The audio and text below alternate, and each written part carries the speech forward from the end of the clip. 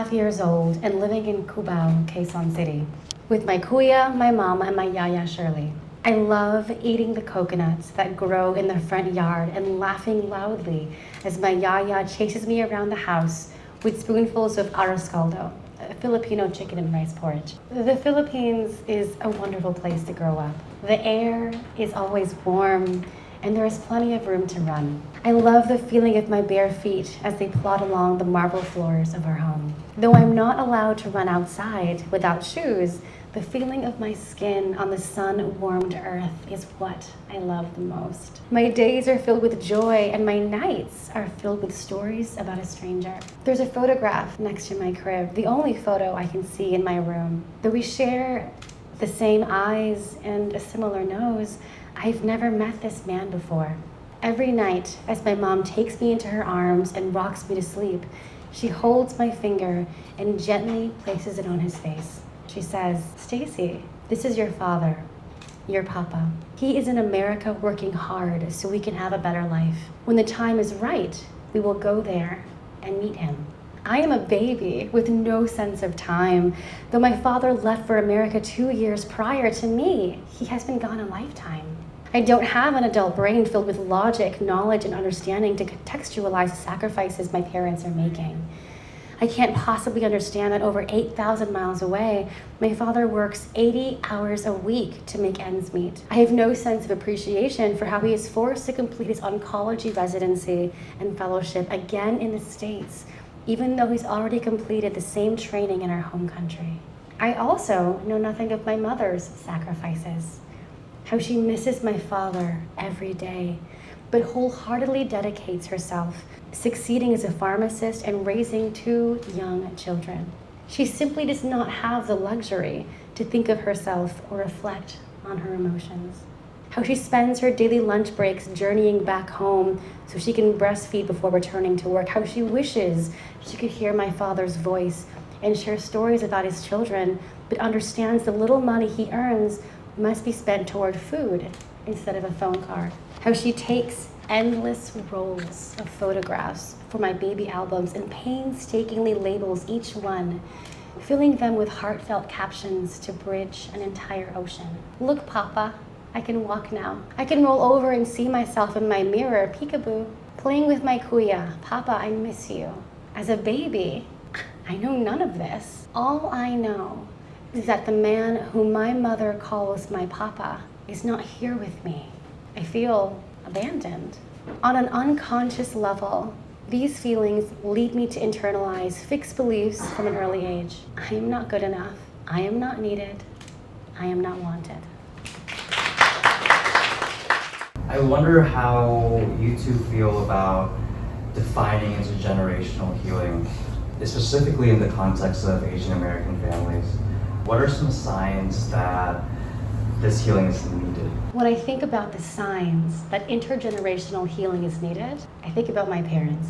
I think about moments when my mother would become so angry, she would yell and then disappear. How she would stonewall. How my mother has never said "I'm sorry" with words, but how she has expressed her apology in the way that she carefully spoons adobo and rice onto my plate. How my mother's sorrow could be felt in the careful way that she rolls turon for dessert because she knows it's my favorite. I think about my father. I cut on 3 fingers the amount of time he said, "I love you," but I've lost track of the amount of time he said, "What do you need from Costco?" How every night on Sunday dinner, he peels my oranges for me, and every time he hands me a slice, it feels like a love letter. These are the ways that I know generational healing is needed because our parents seek love and connection and affection through service. And yet we, folks who are doing this healing journey, folks who are committed to bridging the gap in this diasporic wound we carry so deeply in our souls from lineages and generations of pain, we're looking for something more. We're looking to be held emotionally, psychologically, and yet for many of our parents who have focused on survival by coming to this country, there's a disconnect. And that's how I know that healing is needed. And those are the signs that come up for me.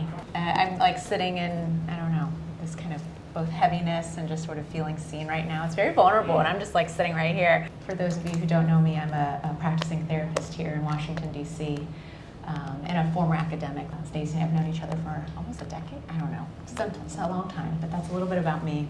And so there's a part of me that's thinking very clinically right now and answering that, and then there's a part of me inspired by your, personal vulnerability that's kind of marrying the two together. I think your book captures very well how unspoken scripts of affection really shape who we are, both in sort of literal spoken language, but then also the nuance of trying to connect with our parents or caregivers. As an adult, I think about how I'm emphasizing those moments that you described more, with more value.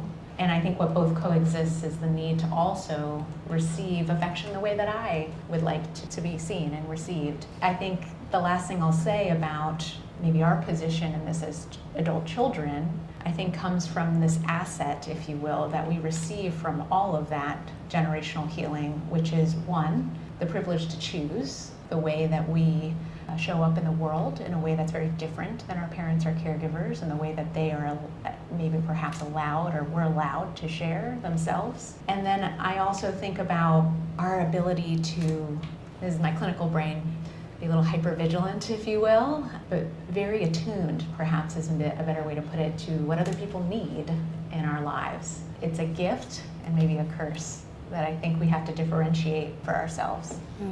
So that's when I think those wires are getting crossed and we're feeling a little burnt out or feeling some compassion fatigue. We're leaning too far into that parentified child inside of us that we need to redirect our energy. In your book, you really explore the different unique challenges that the children of Asian American immigrants face. Could you share one or two more stories about something that illustrates the challenges and the healing journey? The story that I think resonates with so many of us are these really specific, really viscerally carried lunchbox moments. Those moments when we grow up and we think everyone is like us, everyone eats the same food, uses the same utensils, and enjoys the same patterns around the dinner table. And then we go to school for the first time. We're so proud to bring our lechon, kawale, our adobo, our pancit, our food, and eat it at school until we open that lunchbox. And people make observations that something about us is different, and something about our food looks, smells, tastes different. And for many of us, this is the first time we feel shame about who we are. These really powerful lunchbox moments are, for many of us, one of the earliest times we realize something about us must be bad or broken. Something about us must be fragmented and made smaller so that I can have acceptance. Because here's the funny thing about being human, is we all share these two basic needs. The first of which is attachment, and the second of which is authenticity. So authenticity refers to this inherent desire to ground yourself in who you are, in your values, and to be creative in exploring what you want in the world, and your ability to take space up as the person you want to be in this world. Now, the second need that we all have biologically baked into our DNA is the need for attachment, the need to feel connected and supported and safe and seen. But here's the tricky thing about being a social person, because all of us are social beings. If given the choice between choosing attachment or authenticity, we will always sacrifice authenticity, because attachment is more important. Attachment is what keeps us safe. And this is why we stay in unhelpful relationships and protect people that have hurt us. This is why we engage in these unhelpful patterns for a lifetime, because we are willing to preserve attachment over authenticity.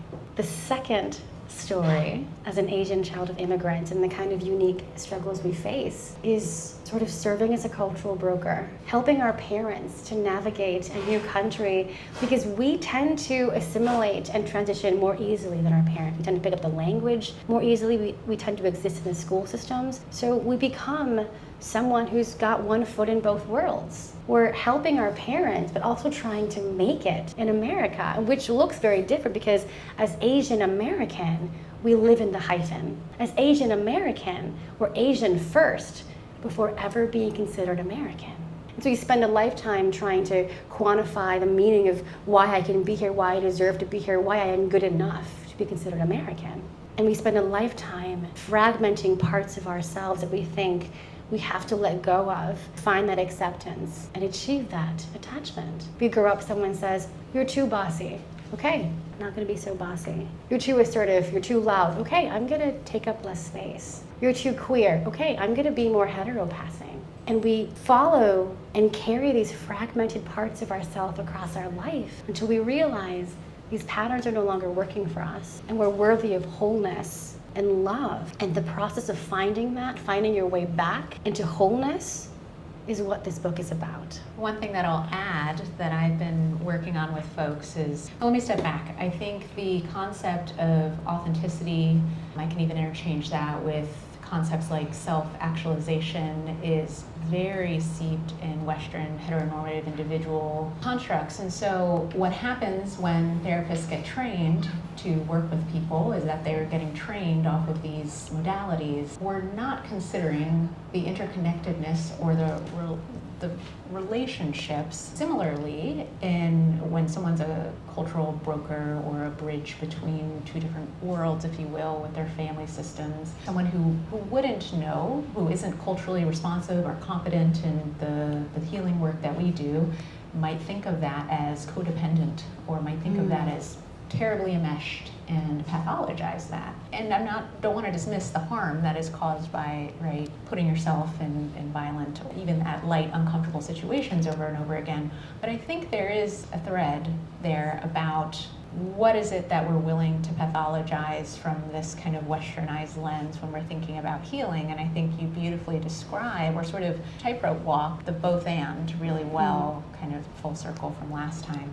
And absolutely, when it comes to authenticity, people that I work with often struggle with wanting to show up as themselves, as you described in those examples, and then in a way being very concerned and preoccupied with disappointing or even being abandoned by their parents or caregivers or entire family system. And that is a real type of grief, preemptive grief, to even consider, that I don't think we should cash in sort of codependency, right? It's not that per se. Asian American families have cultural norms, right, about not discussing emotion and not discussing past trauma.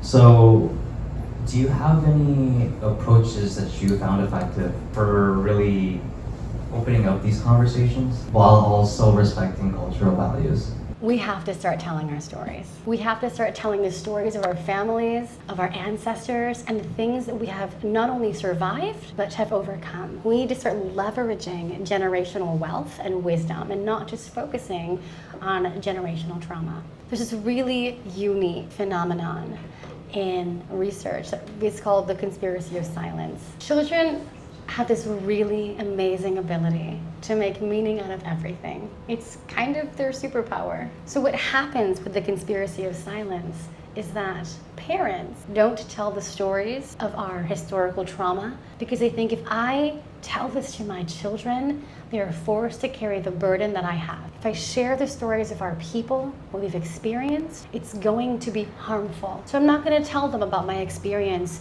surviving the Japanese occupation in World War II, and I'm not going to talk about your great Lolo who died in the Bataan Death March. Because if you knew these things, it would cause you pain. But here's what happens. The children know something is happening because they sense it in the way that their parents move through the world, and in the way our grandparents struggle to carry what they've experienced. And so they internalize that silence as shame. They internalize that silence as, we don't talk about our family story, and so I don't feel comfortable even addressing that. Parents think they're protecting their children, and children worry about their parents. So this conspiracy of silence perpetuates historical trauma and unhelpful cultural scripts and patterns through generations. So what can we do? We can start telling our stories. Finding time to sit down with your parents, grandparents, and whoever you have access to understand what is it that our family has experienced, and what are the forms of generational wealth I can leverage that have helped us to survive in these systems that are not built for us, and that I can pull on in times that I need strength. I'll add another thing. In therapy, we have this we look at sort of emotional literacy as the gold standard, and quite honestly, I think that's you know. And the reason I say that is because as much as it is sort of putting up a feelings wheel and then sort of labeling, well, how does that make you feel? I think when we find folks who either speak multiple languages or who are living multitudes of different cultures, there are many, many ways to express how you feel outside of this sort of, I feel sad. And so what I often find in our work, in addition to beginning sort of reclaiming narratives and unearthing narratives, I do a lot of somatic work with folks, right? Well, when I mean that, I'm talking about sort of what is our window of tolerance? What is it that we can tolerate in the world? Where is our stress? Where are our chronic stress points and our acute stress points? How is it that we can be with other people while also sensing, right, where our limitations are and how can we broaden our ability to adapt in that and move in that. I really love somatic work when I'm working with my clients because it doesn't rely on spoken word per se. And going back to the origin, I think really natural. I used to watch my grandma doing Tai Chi in the backyard and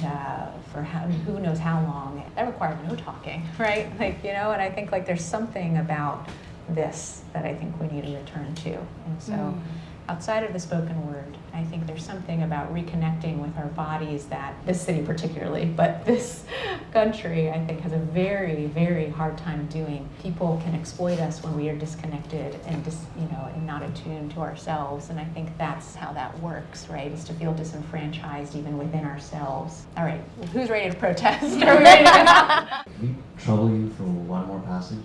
This is in the section of healing our inner child. Today is my son's second birthday. As I look across the room and see his jubilant face, bright eyes, and messy hair, I am filled with a deep sense of joy. I am awestruck that my husband and I could have created such a perfect little being. It takes everything in me to refocus my attention to the streamers and decorations that have yet to be hung throughout the house. It's already 12:45 p.m. and our guests will be arriving soon. There's so much left to be done, and I secretly pray that everyone will be on Filipino time late.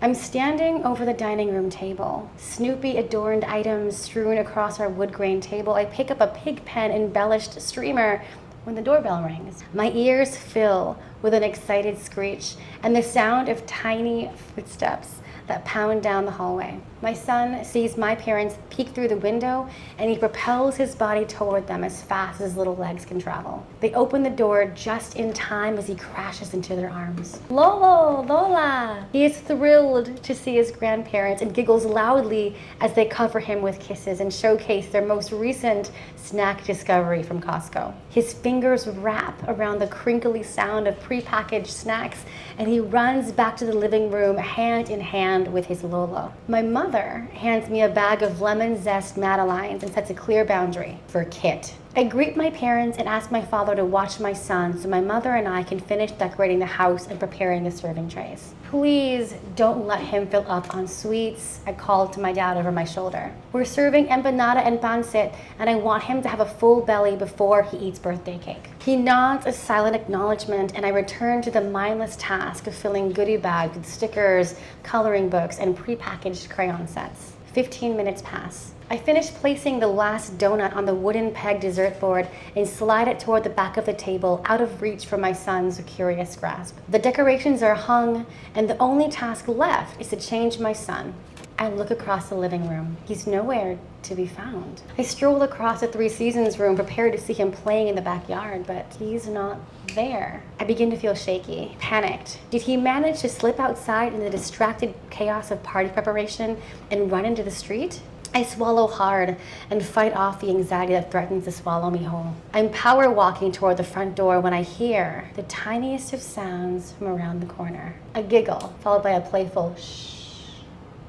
I slowly make my way around the foyer where I find my father sitting on the floor with my son. He catches my eye and instinctively looks down at my child. My eyes follow his gaze and I force myself to hold back a tight-lipped smile. Mama! My 2-year-old proudly holds up both hands to show me the donut in each one. His fingers are buried in soft pastry pillows and his cheeks are covered with a sticky white glaze. He smiles up at me triumphantly. I lock eyes with my father. I told you not to let him fill up with sweets. My father shrugs.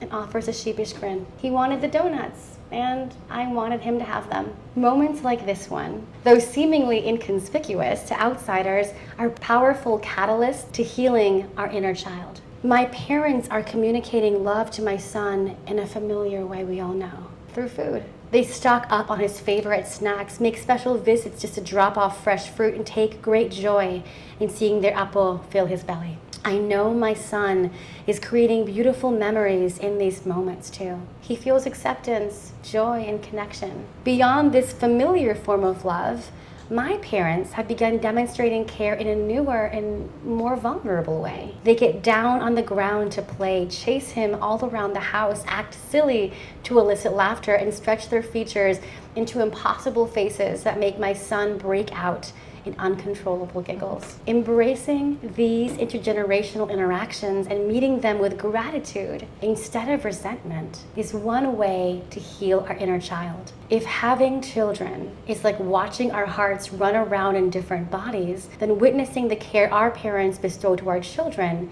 can heal our hearts too. I'd love to learn more about sort of your thoughts on the differences between Eastern and Western approaches to therapy. I think I was alluding to it a little bit earlier.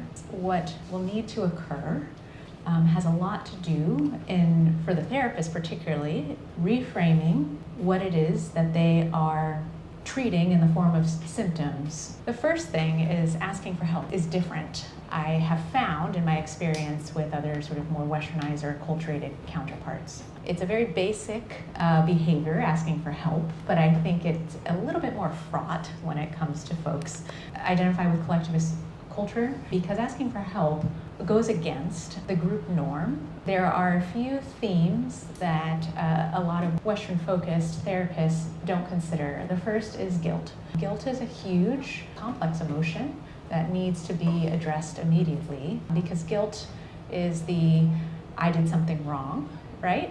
Shame is the I am wrong, right? Some people don't know the difference between the two, but if you get the I am wrong and you mention shame, you're gonna have to start doing a lot of identity work, because that speaks to self-development, self-concept work. So guilt is something that a lot of adult children of immigrants experience or feel, and that does have to do with this underlying theme or through line of enoughness, right? When we're thinking about our worth in relation to other people, because service and doing things, as you've also described, is so prominent in how we grew up and how we show affection and care. And if we live in a capitalistic society, production and overproduction is a low-hanging fruit measurement of how we view our worth to ourselves and other people. So guilt is one. Perfectionism is another. A lot of adult children of immigrants grow up in spaces where they have to negotiate their own needs and feelings to care for and caretake their elders or other people in their lives. You will find that you may be doing a lot of impression management around other people. This also shows up in work, right? Workplaces. So a lot of Asian Americans will come to me because they're having issues at work, which makes sense. We spend most of our days at work interacting with our colleagues. But what's really happening is that we're projecting our familial patterns often onto people and relationships at work, which makes sense because you have a boss, and that boss could be an authoritative figure who could be a parent. Colleagues could be siblings, right? You can see how that can map out sometimes. So guilt, shame, perfectionism. These are just a few things. I could go on all day, but these are a few things that I hope a lot of therapists working with Asian Americans just directly work with first and then scope out, because there's a lot happening there when it comes to the politicized nature of our minds, our bodies, our migration patterns, colonialism, imperialism. There are things on a macro level that trickle down to impact the way that we view ourselves in the world. And then there's also gender and all sorts of things too in there too. What is self-actualization? It is the ability to honor your journey. It is that you need to thrive. And when it comes to Western ways of understanding mental health, we still continue to hold self-actualization as the gold standard. And yet, for those of us who exist in collectivistic societies, because my therapist voice, that does not work for us. Because if you have a client that comes in and says, I'm not sure what to do, I want to go to higher education, but my parents need help, they need me to work at the store, at the restaurant. They need me to do this thing to pay the bills. And they come to you and they say, what do I do? If we're operating from a Western Eurocentric lens, then that counselor is going to say, do what's right for you. You want to be in higher education, you want to be a teacher, a dancer, a creative, do that. Because you are worthy of investing in, and your experience on this earth is important. And go no contact. And go no contact. But here's the thing. This is probably why so many of us who identify as people of the global majority have high termination rates. Because the way we see the world, the way we understand the world and relationships are distinctly different than what self-actualization posits. So to be able to decolonize mental health approaches, we have to ground ourselves in understanding how folks understand the world and relationships. If that same client came to a counselor or a therapist or psychologist who had a decolonized, culturally responsive approach to healing, they would say, okay, so what would it look like for you to feel happy, healthy, whole, and well and balanced and show up for your family when they need you to do this and when your heart wants you to do this? And they would explore and unpack and untangle what would feel right for you. I have a good example of Oh, this. do it. I like to think about things very practically about when it comes to therapy. I think about how Brene Brown will use like a values list, and you're like, you gotta know your values, right? That doesn't work for a lot of us because we have values, but we also are acutely aware of our family's values, which may or may not overlap actually, but we may also be diametrically opposed. And then we also know our community's value. So a values list and asking you to circle what your top values are can leave you feeling, to your point, like it's mutually exclusive. Whereas what I would prefer, it's a minor tweak, but I think a very powerful, culturally responsive one, is to take that value sheet or list and say, okay, I'm giving you 3 colors. You're going to do yours, right? You're going to list out yours, you're going to list out your families or your partners, and then you're going to list out, because the way we think is interconnected, right? Our well-being is interconnected with other people. And so that is one way to begin to understand just what's that interplay, right? And it's often very subtle and unseen. We can't just figure out our own values without thinking about other people. You know? What was the most challenging part of writing this book? How did you process that? So I have 2 things that are coming up for me in this moment. Because the process of vulnerability in writing the book is not nearly as vulnerable and healing as what came next. So the process in writing the book that I still struggle with is this idea that I can rest. That rest is not earned. And I still find myself sort of chasing the next thing, chasing the next accomplishment, thinking if I do this next thing, then my parents will recognize me. Then they'll see me and deem me as worthy of their time. And yet, I'm on a book tour and they do not know. And so I still find myself sort of embodying these same sort of patterns around goal achievement as a measurement of my value, even though I wrote a book about how that's not the case. It's a lifelong process of recognizing that this pattern exists and then choosing day by day, moment by moment, when to let that go and when that pattern of work is serving me. Because for many of us who have a hard time with rest, it's because our actions have been reinforced. We know the success that comes with the hustle, and yet we are still deserving of rest. That's the first part to the question. The second part of the vulnerability and the healing. For me, the depth of the healing from this book didn't come from writing the book. The depth of healing for me is happening now. It's in the ability to accept kindness from members of my community who believe in me and believe in my impact and are investing their time and their resources across cities to say, I think that what you have to say and what you have to do in this world is going to be meaningful. And learning to accept that without immediately fighting the need to reciprocate is what has been most healing for me. Because as an Asian child of immigrants, I have been role modeled love through transaction. I came to this country for you, the least you can do is get straight A's. I make sacrifices for you, the least you can do is pick me up from the airport. I have been modeled love through transaction, through reciprocity. I do this for you, so why can't you do this for me? This is why we grow up and find ourselves in partnerships, and our partner is washing the dishes And our first thought is, I gotta go clean something.